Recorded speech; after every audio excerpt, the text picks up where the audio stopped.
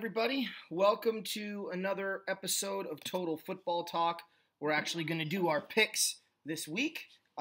Today, actually, is the day after doing a little bit of our review of the playoff picture.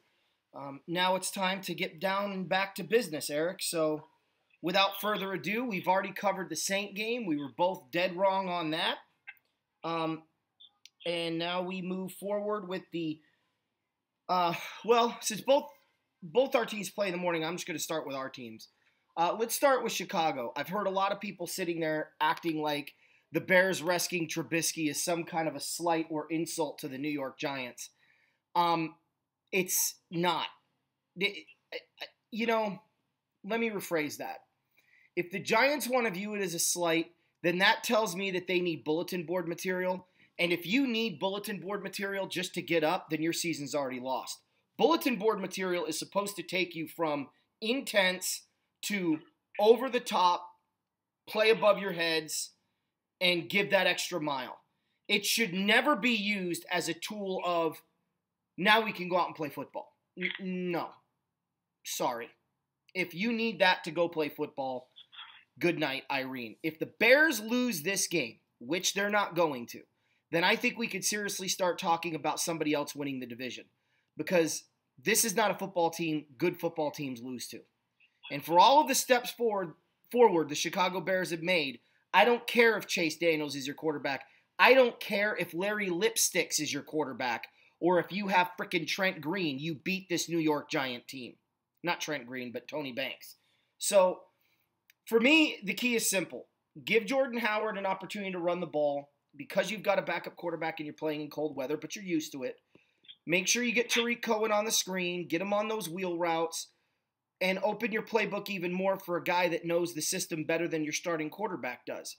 The way I see it, the Bears are going to be all over Eli Manning if they decide to drop back and pass. The only chance the Giants have to win this game is to run the football. And oh, by the way, that's not very easy against Chicago. So here's what I see breaking down.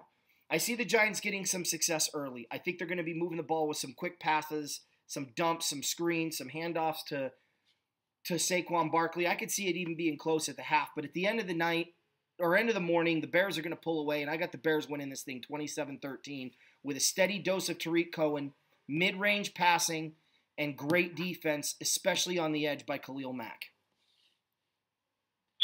Yeah, this game has me worried just a little bit. This is not a game that I wanted the Bears to sit Trubisky because I wanted him to play so he's ready for the game afterwards. That shall be not mentioned until next week. Yeah. But, I mean, listen, you say it's not a long-term injury. Matt Nagy's saying about Mitchell Trubisky's shoulder, but he hasn't thrown for 2 weeks. And it's like, okay, well, you can't really take your word for it that it's not serious if he's not even throwing. Yeah. Like, he's gotten in limited practices. He's, done what he's done except for throwing. He's done a lot of, footwork and whatnot. Great. Awesome. But you know what? Start throwing the ball. Like, if it's not that serious, throw the darn ball. There's now game film on Chase Daniel, but you know what? That was his first start in 5 years. I mean, I could see him slinging this ball all over the field tomorrow against the Giants defense. And the good thing about the Giants is that they don't really get to the quarterback much, which is going to keep him staying upright. Now, what I don't want to see is I don't want to see the run-pass option with Chase Daniel. I want to see a traditional offense because Daniel doesn't have the legs as Trubisky does. I don't want to see Daniel going out for a pass like Tom Brady has, like Daniel did last week. Like some of these older quarterbacks going out for a pass. Like, stop being an idiot and play football. Yeah. Bears win this game. It's actually a close game throughout, but they pull out a victory, 26-20 at the Meadowlands. Last time was a house of horrors for them, but that's because Jay Cutler was our quarterback and the Giants had a good defense. But the time before that, there was a 109-yard missed field goal return for a touchdown. I don't think you're going to get any of those. The only defense that's actually going to show up is the Bears defense. And again, the Bears need their defense to carry them to a win. The offense just needs to be okay to a little bit more than okay. Barkley's going to get some yards, but I don't see him getting 100 on the ground. And I really just got to be wary of Odell Beckham on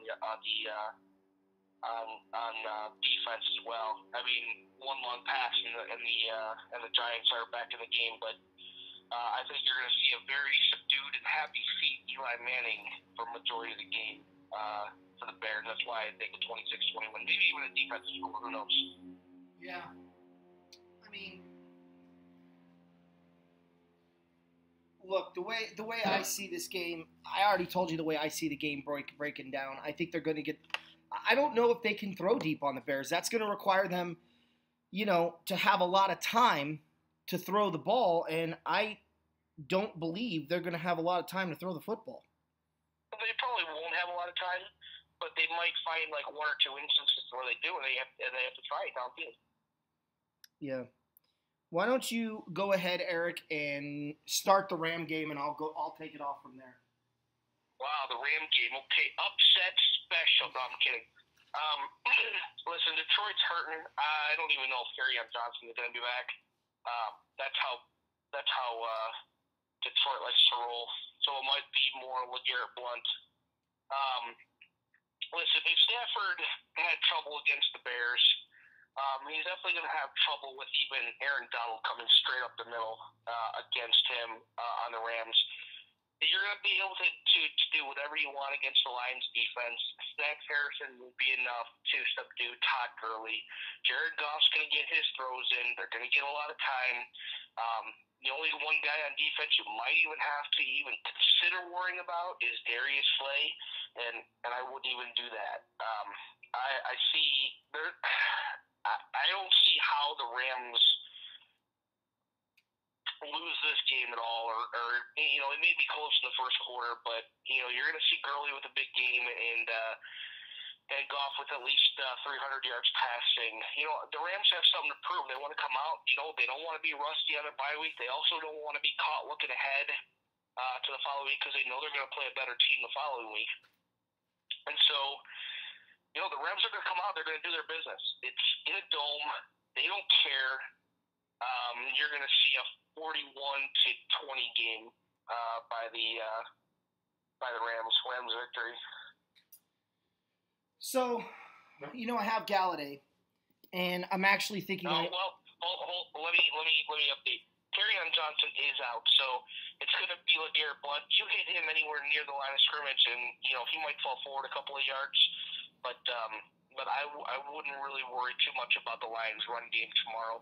The only guy you really got to worry about coming out of the backfield is going to be Theo Riddick.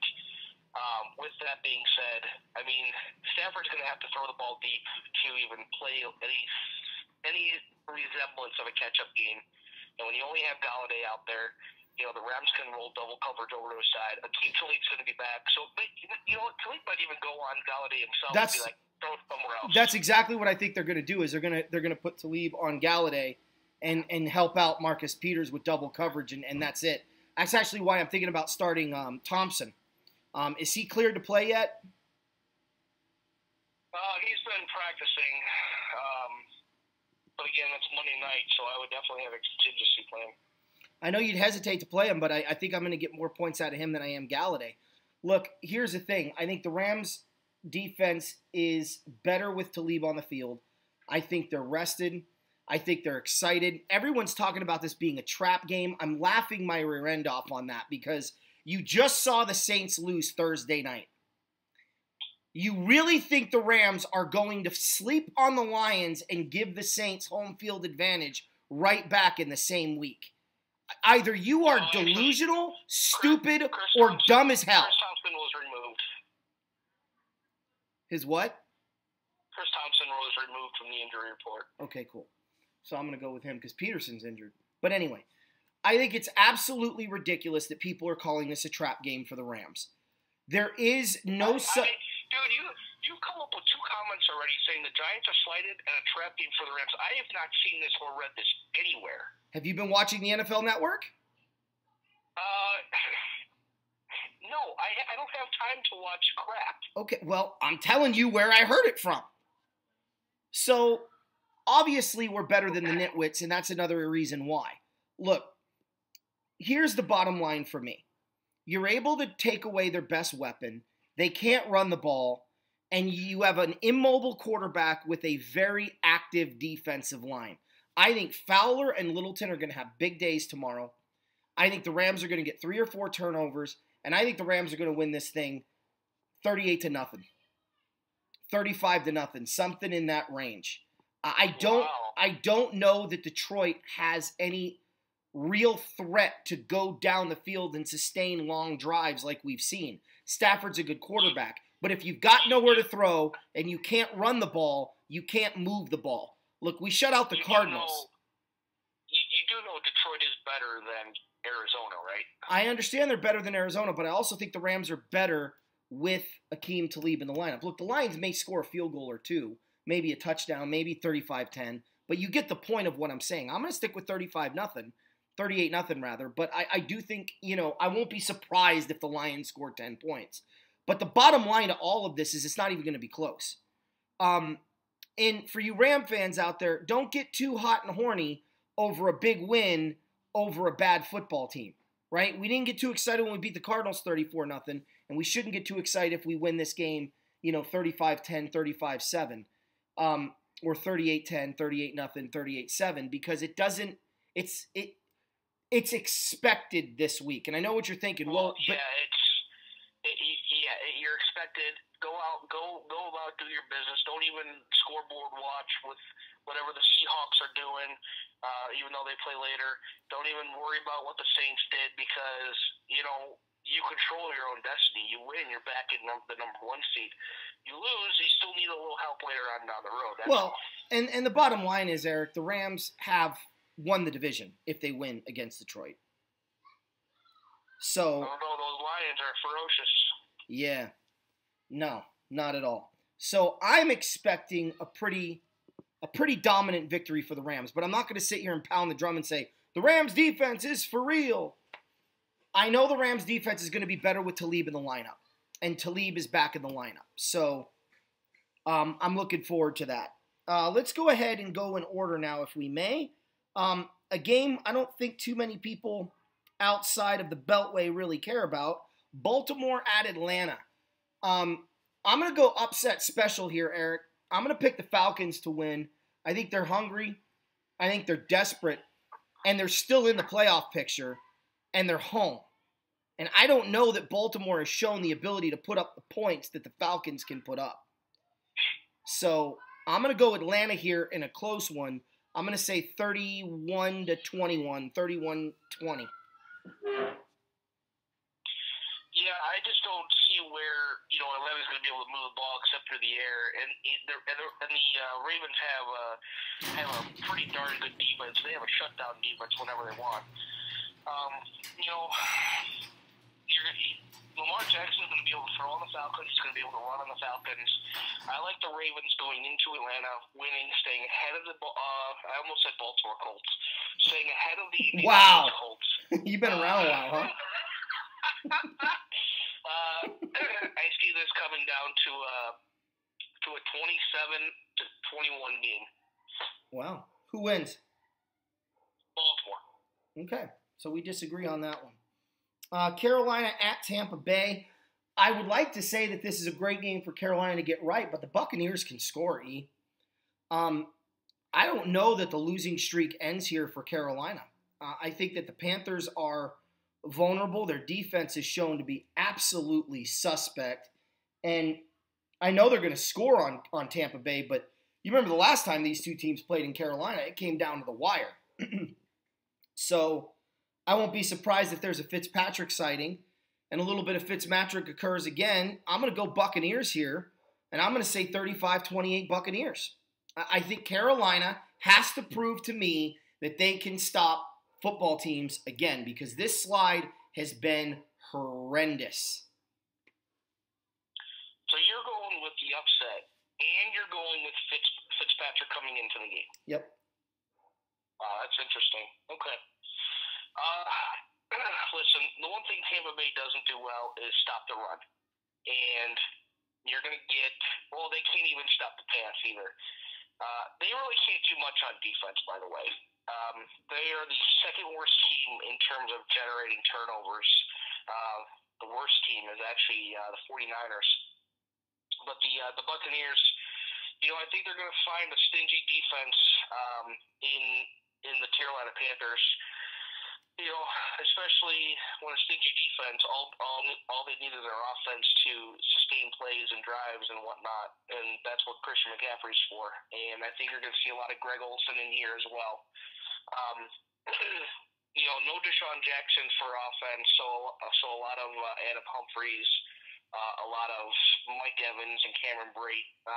Peyton Barber won't be able to run much on the Carolina defense, so you're going to see Winston throw this ball about 45 to 50 times in the game. They're going to score some points. Carolina comes out with a win, 38-31. Wow, close one too. Jump to Buffalo at Miami. For me, it's pretty simple. Dolphins are home. They looked really good at Indy in a close game, but they're back home. Buffalo has to go on the road. This is the site where Buffalo basically made the playoffs last year, but they're a long way from last year. I like that Josh Allen is playing. I like that he's healthy. I don't like the matchup for Buffalo. I don't think the defense is going to have as easy of a time stopping the Dolphins'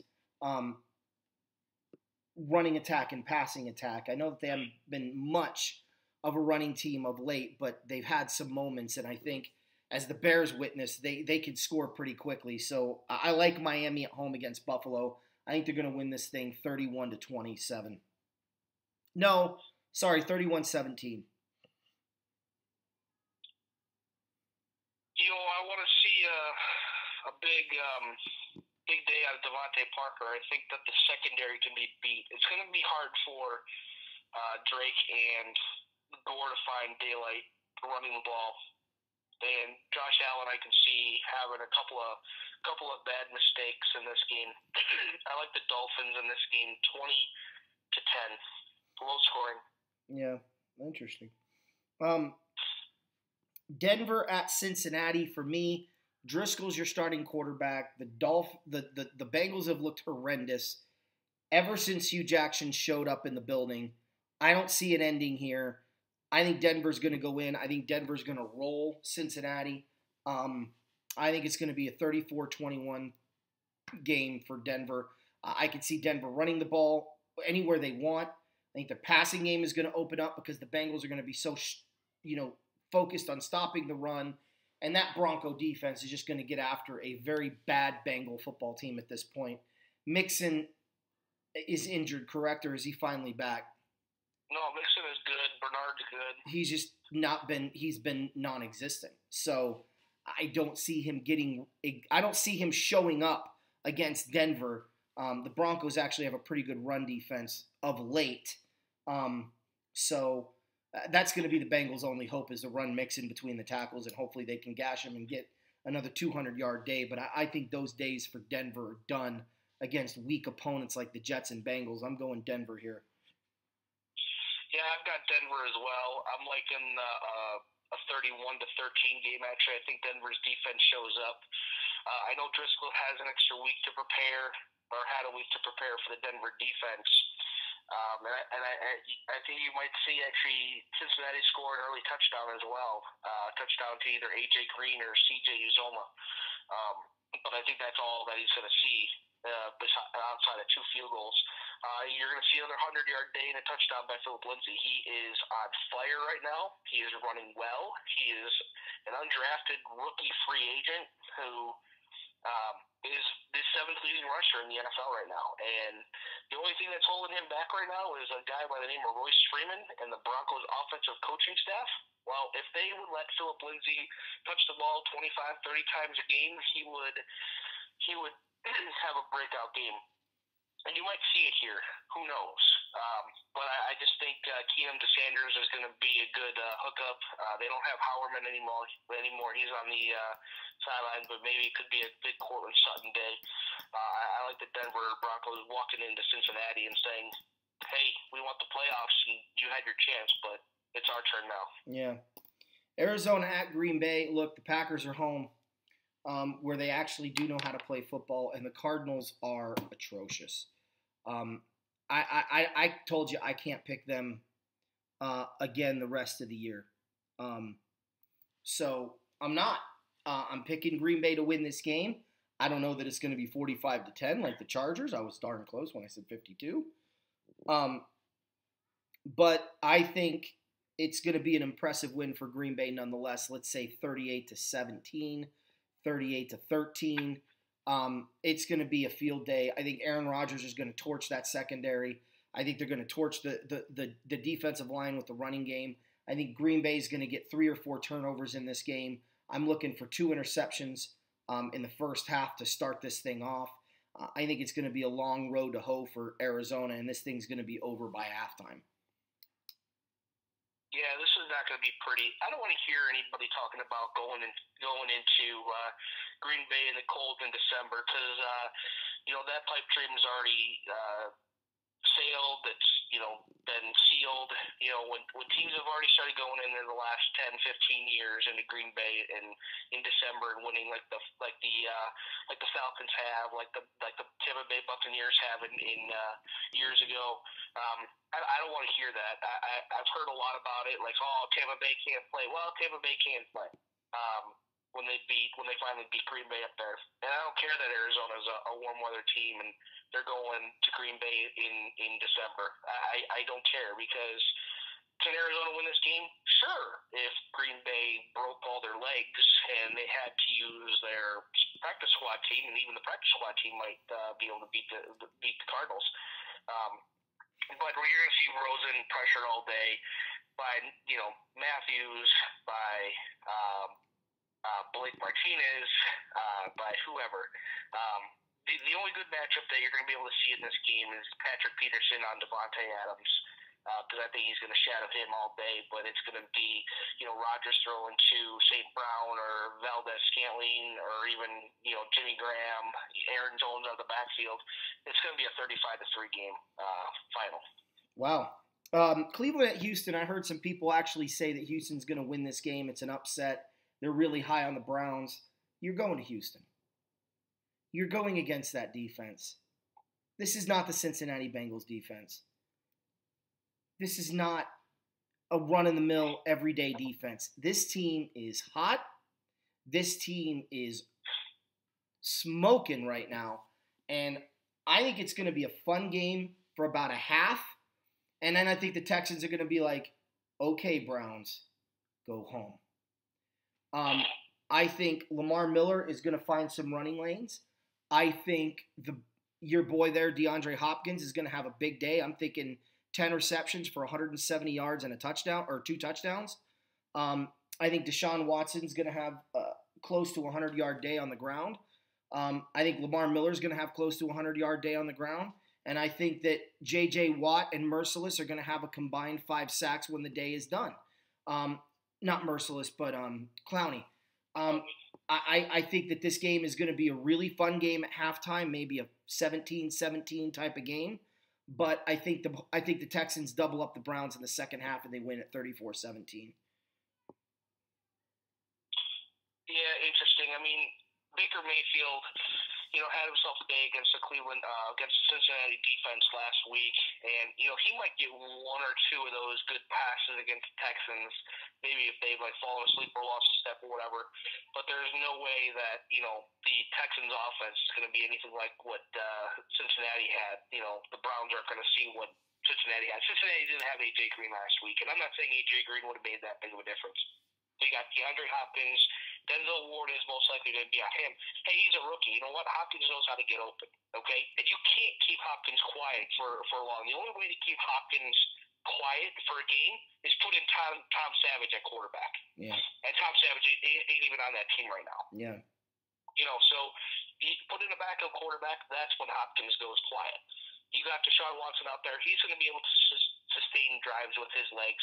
He had a career-high 70 rushing yards last week against the Titans. And the Titans have a better defense than, in my opinion, than the Browns. And I know the Browns get a lot of turnovers. They create a lot of turnovers. I just like the Titans' defense better as far as being stingy. The Browns, they're not there yet. They do have a stud, Myles Garrett, out there. They got Denzel Ward in the secondary along with Jabril Peppers. They're going to be good. They're going to get their time. They're going to have, those days where, that defense is unstoppable, but not yet.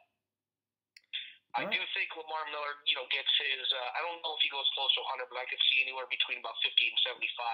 He's going to cool down after last week's 97-yard touchdown run that he had. That put him well over 100. But I think it's going to be too much. Deshaun Watson, DeAndre Hopkins, and Demaryius Thomas. I think you're going to see Demaryius Thomas get into the end zone one more time. For the third time in 2 weeks. As far as a final score, Texans win this game 34-17. Is Leonard Fournette playing this week? Leonard Fournette is out, suspended for coming off the bench and throwing a punch. So that does that in. So look, the Jaguars without him in the lineup are even worse than they are with him in the lineup, obviously. They're already a bad football team. I think what's going to happen here is Indy is going to have a really nice road win. I think they're going to go in. I think they're going to do what they do. They're going to score in the first couple of possessions. They're going to hold the Panthers or the Jaguars. I think the Jaguars are going to come back, make it maybe 14-10, but I think that's where it ends for them. And I think the Colts walk out of that building with a 31-10 victory. I think they're going to run the ball. I think they're going to pass the ball. I think Andrew Luck's going to have a big day. That secondary may be back, but it's going to be on the field a lot tomorrow. And I think it's going to be too much at one time. And I think the Colts are just too hot right now. I think Indianapolis, Eric, not Baltimore, goes into Jacksonville and pulls the dub, 31-10. That's funny. That's hilarious that you said Indianapolis and not Baltimore. That's funny. That's because what you said earlier. Leonard Fournette's out, obviously. We know that. So TJ Yeldon and Carlos Hyde are going to pick up the slack for running backs. And no Blake Bortles. He's been benched for Cody Kessler. And Jalen Ramsey's questionable. So if Ramsey plays and obviously Bouye's playing, it's going to be – you're going to see Andrew Luck go a lot up the middle to Eric Ebron. But if he can get open, or if Ramsey doesn't play, you're going to see a big day from T.Y. Hilton. Yeah. But I think it's going to be a close game. I don't see Kessler turning the ball over as many times as Blake Bortles can when there's nobody around him. But I like the Colts in this game by a field goal, 27-24. Wow, you go a close game. The Jets at Tennessee. Look, the Titans have beaten some really good teams. They've lost some really bad stinkers. They're coming off of a tough loss against Houston. They got the Jets at the right time. I think they're going to handle their business.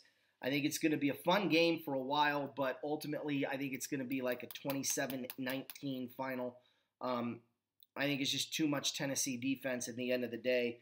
I think the Jets may find some success early running, but that'll get shut down. And that's going to be the end of the night as the Titans will pull away 27-19. Interesting. So, the Jets are actually starting. Actually, they don't know who they're starting. Todd Bowles knows who they're starting. We don't know who's starting yet for the New York Jets. I don't think it matters.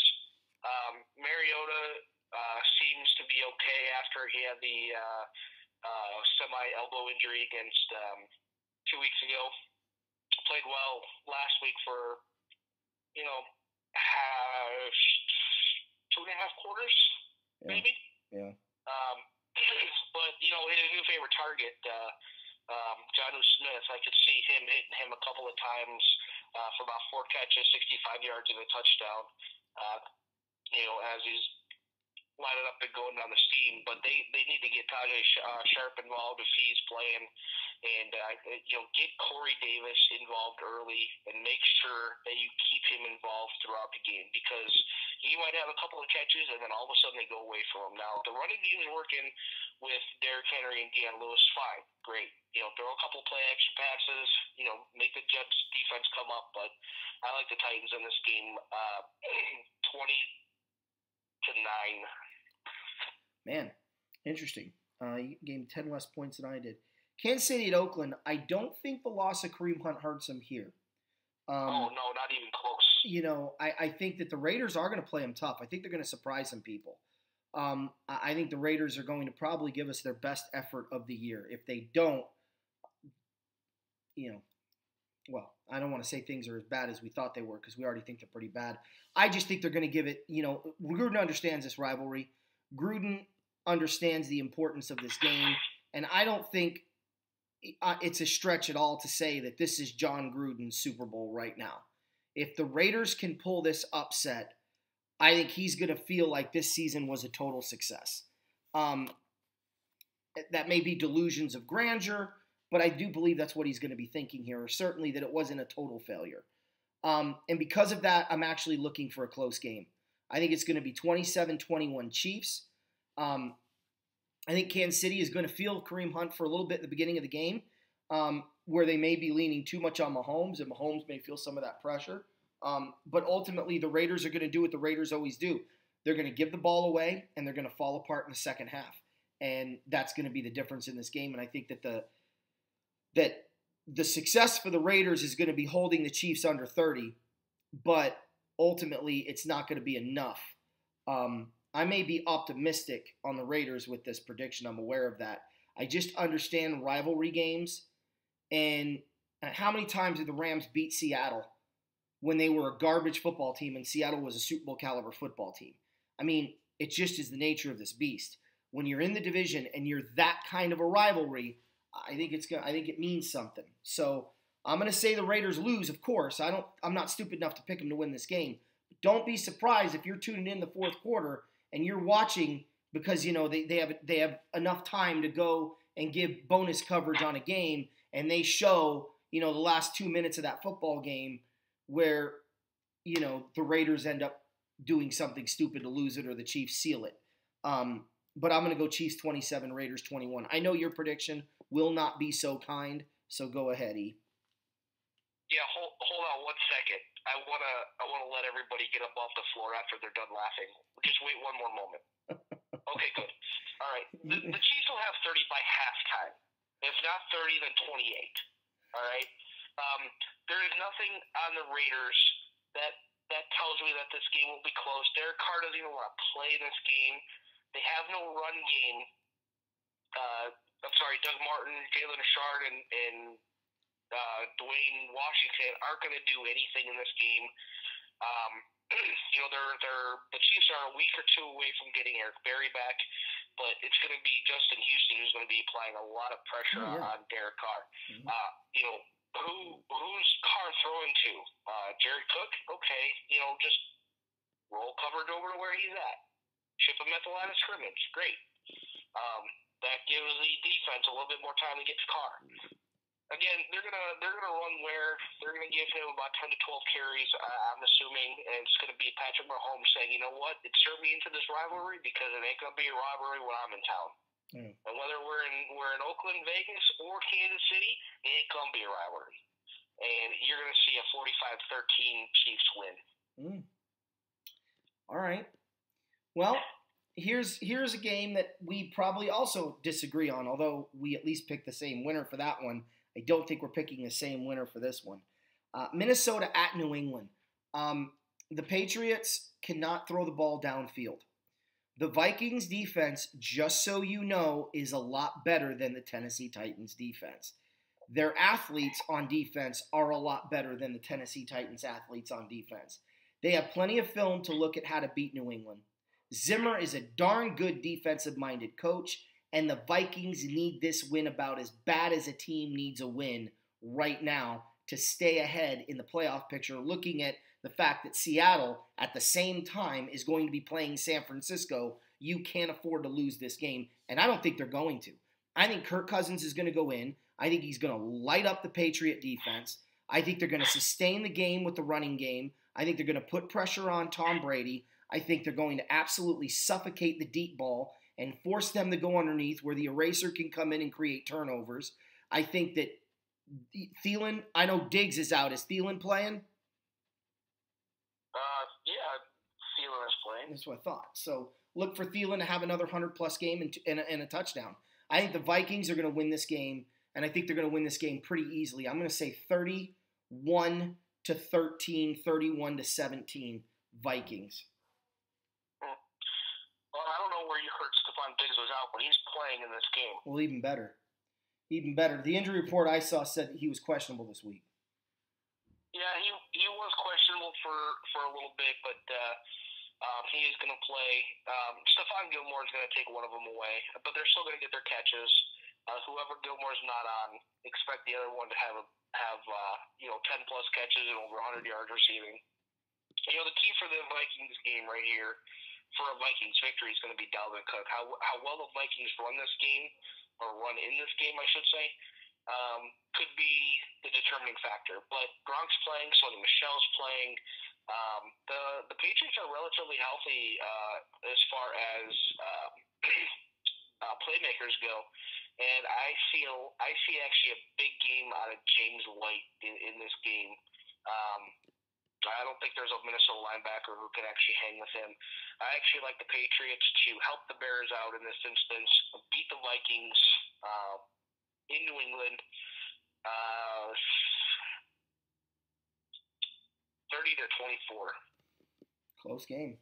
All right. Seattle at home against San Francisco. At home against San Francisco. I mean, I don't know what else there is to say. Seattle loses this game. They have no prayer making the playoffs. They're not going to lose this game. They're at home. They've already proven that they're at least an average football team, and I believe they're a 500 football team. I think they're going to end the year 8-8, and this is going to be one of their wins. So they're 6-5 right now. Is that right? The Seahawks. Yeah. The Seahawks are 6-5. Yeah. So I think they're going to have no problem winning this game. I think they're going to run away with it. In fact, I think they're probably going to, be able to put in some backups and sustain a pretty simple victory here. I'm going to say 37-10. I think they're going to be able to run the ball. I think they're going to love running the ball. I think their defense is going to fly around, have some fun, and of course, when we tune in on Monday, everyone's going to say how the Seahawks are back and no one wants to play them in the postseason. Well, as a Ram fan, I'm telling you, we've already beaten you twice without Akeem Talib. Go ahead. Make the playoffs. Because we'll erase you as quickly as you showed up. We are a different team with Akeem Talib in that lineup. We were able to convert more in the box to stop the run. We were able to rely on our corners and our safety to help whichever corner is struggling. And we have a great slot corner, and we have more depth because now you have Shields and Nicole Roby-Coleman playing in the slot rather than Nicole Roby-Coleman, and that's it. And then you've got to bring in guys like Hill or Countess to play in the slot. It's a completely different secondary with Akeem Talib in the lineup. So bring Seattle on. And they're not going to make it. They're going to end up 8-8 anyway. But I'm not worried about the Seahawks, but they're going to make us all believe that we should be worried about the Seahawks. Big win for Seattle, 37-10. It's a garbage 49er team. And I'm looking at their schedule right now because I'm worried now that they play the Cardinals twice. Okay, Eric, go ahead and talk about this game. Yeah, Seattle's on kind of a roll right now, and obviously this is a game that they should win. And, Russell Wilson has been playing very well the last few weeks. Going into Carolina last week, I really thought the Seahawks were toast in that game. But, they proved me wrong. I watched a lot of that game, and I just like what Wilson was able to do. I mean, he's got two very underrated receivers in Baldwin and Lockett, and then Nick Vannett running down the middle. Three different running backs he could use at any time in Carson, Davis, and Rashad Penny. I do like this Seahawks winning this game over the 49ers. Yeah, they'll win 34-13. They'll win 3 more games. They got 2 against the Niners, 1 against the Cardinals. They'll lose to the Chiefs and the Vikings, and we'll see if that's good enough to get them in the playoffs. And even if they do get in the playoffs, they'll be the 6th seed most likely, which means they'll go to Chicago. And what happened in in 2006 will happen again. Well, what happened earlier this year on Monday night? They're a better team than what the Bears faced in week 2. So are the Bears. Well, yeah, the Bears are a lot better. The Seahawks just looked completely discombobulated the first 3-4 weeks of the season. No, they really did. Miraculously turned it around. They would give any team a run for their money in 2-3 quarters, but I think their luck will run out in the fourth quarter when it counts the most. Mm-hmm. So what I think is actually going to be the most exciting game of the day. San Diego goes to Pittsburgh on Sunday night. I'm actually probably going to surprise some people here.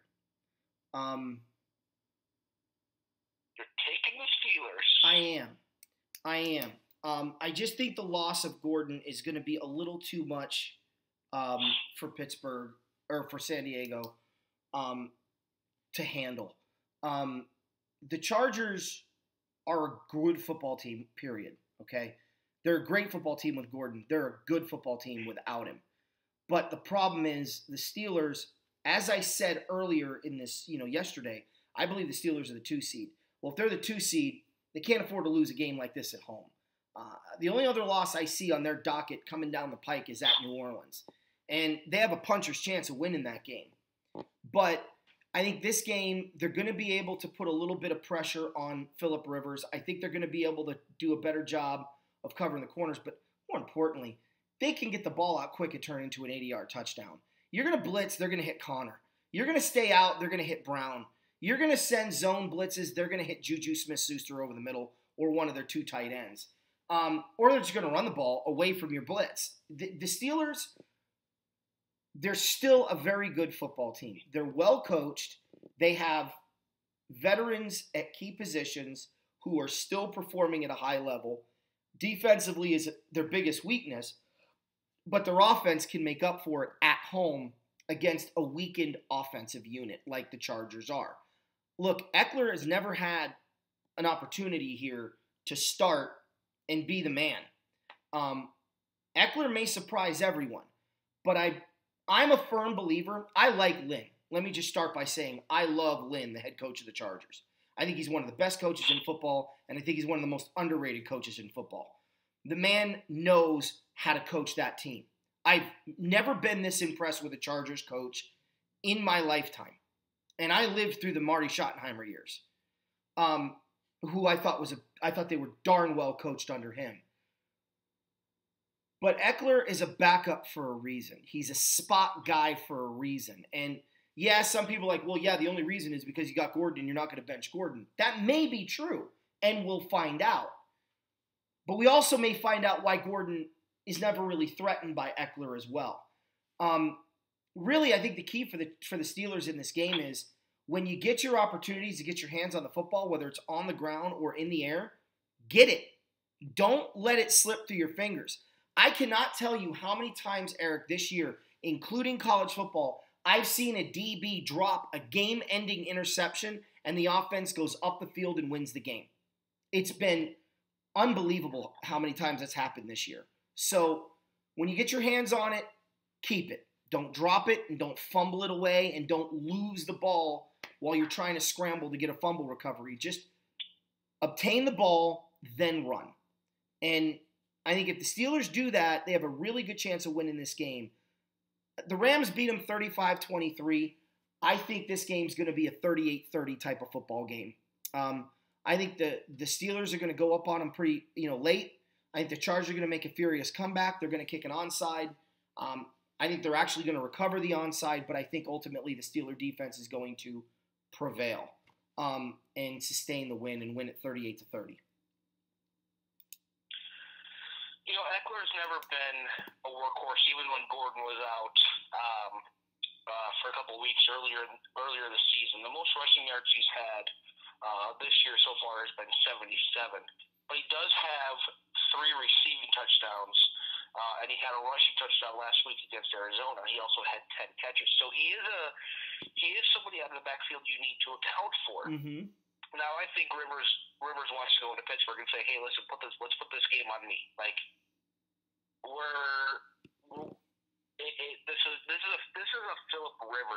game.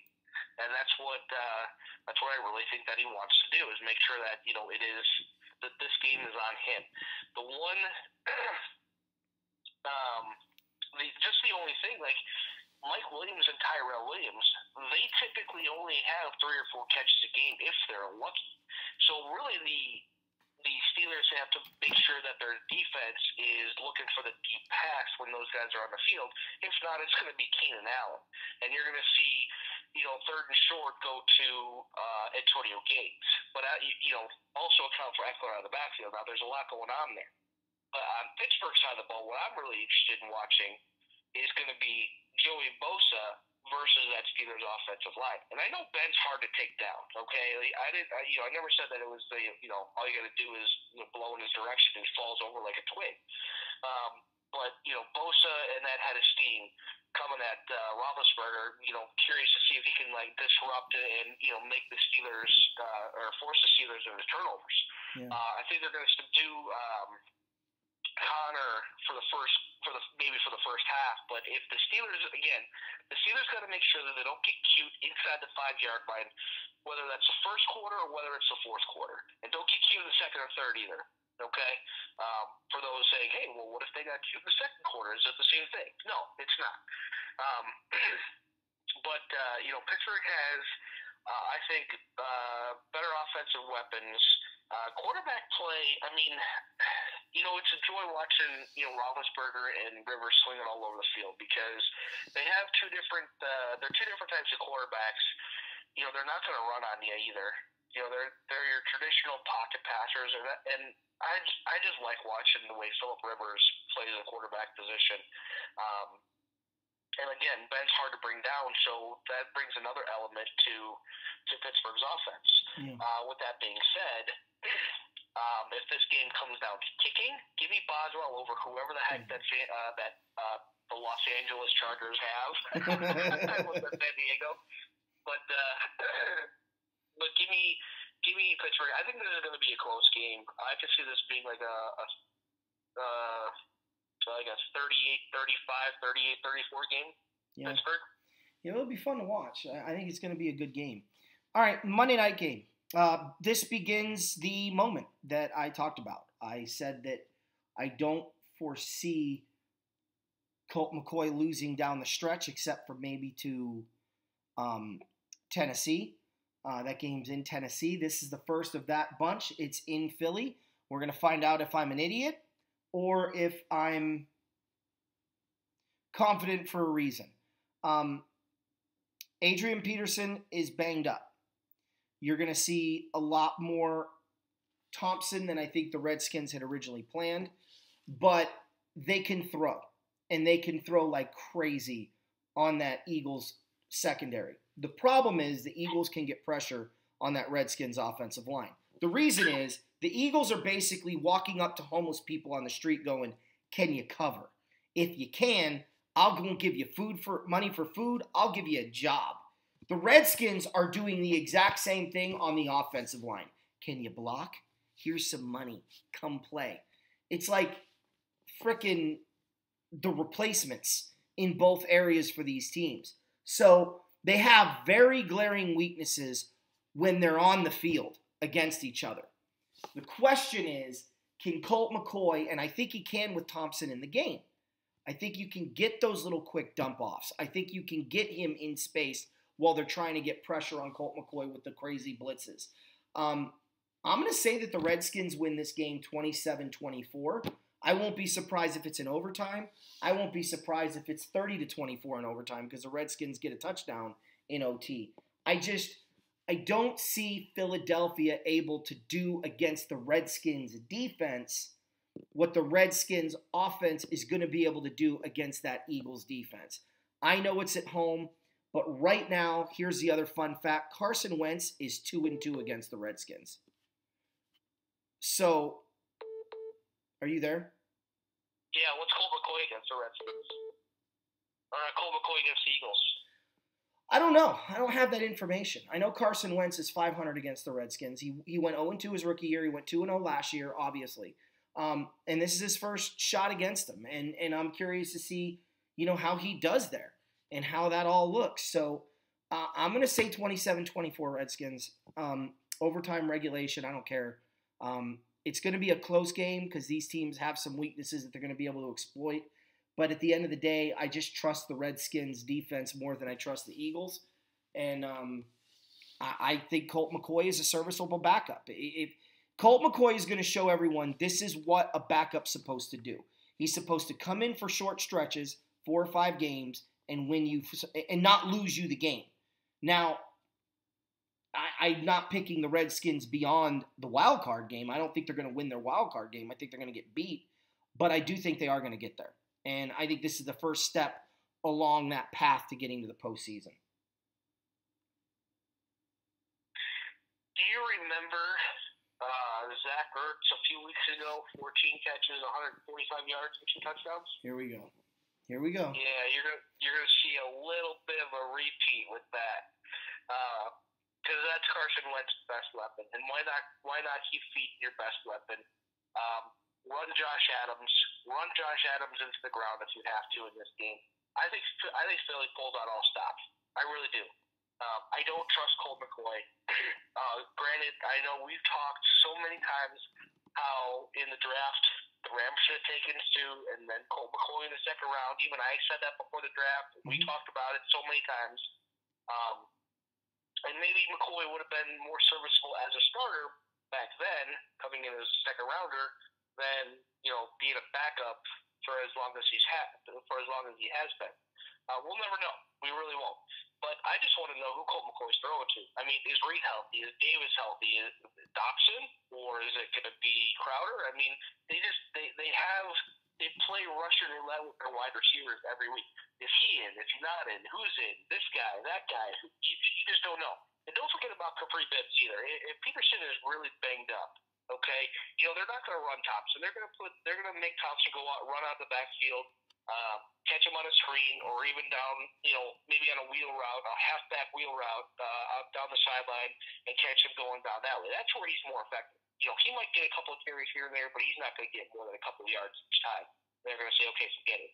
But if Peterson's really hurt and they use him and he ends up coming out maybe for an extended period of time, don't sleep on Capri Bibbs. No, but I do think Thompson's going to have 80-plus yards of total offense and 2 touchdowns, 1 through the air and 1 on the ground, if not 2 through the air. Okay. And I think Wentz carves up the Redskins in this game. I think Colt McCoy has a couple of untimely turnovers, whether that be a fumble or interception, and I think he also does that close to his own, within his own 20 as well. I just think Philadelphia is hungry, but I also think that Philadelphia, this is the end of the line for them. They get this win.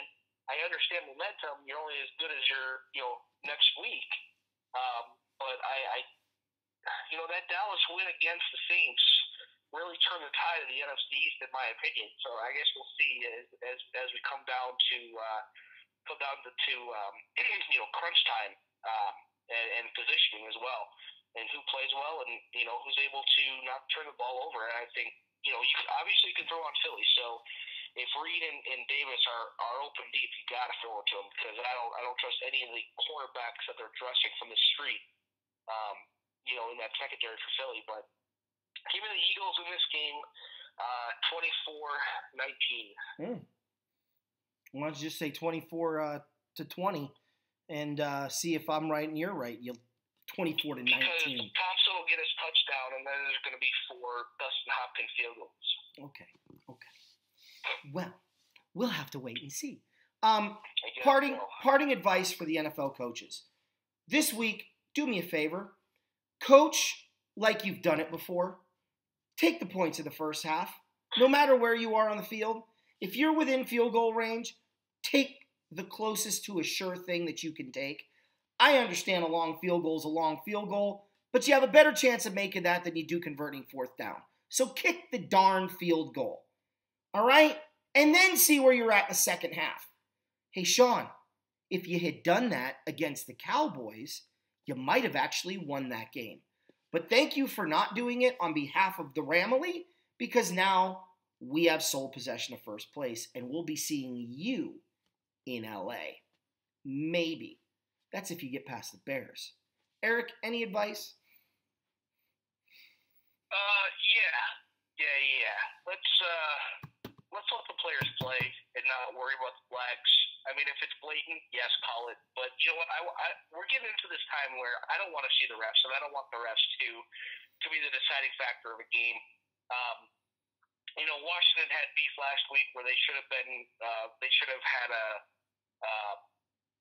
penalties called for them because of Cowboys were hitting helmet to helmet. You know what? Don't let the refs call the game and be the deciding outcome. Go out, play the game, defend, play offense, run the ball, pass the ball, whatever. Just don't let the refs decide the game for you. Yeah. All right. I'm Anthony. I'm Eric. Go Rams. Go Bears. Horns up. Bear down, and the Bears are going to beat the Rams 2 times this year. Yeah, no, that ain't going to happen. But you know what is going to happen? Goff's going to win the NFL MVP. Pat Mahomes. Yeah. Okay. After he lost to the Rams and that, Goff outperformed him. Hey, one game doesn't make an MVP. It's the one game they played again. You know what? We got to go. I'm going to argue with him when we're done, so I'll see you guys.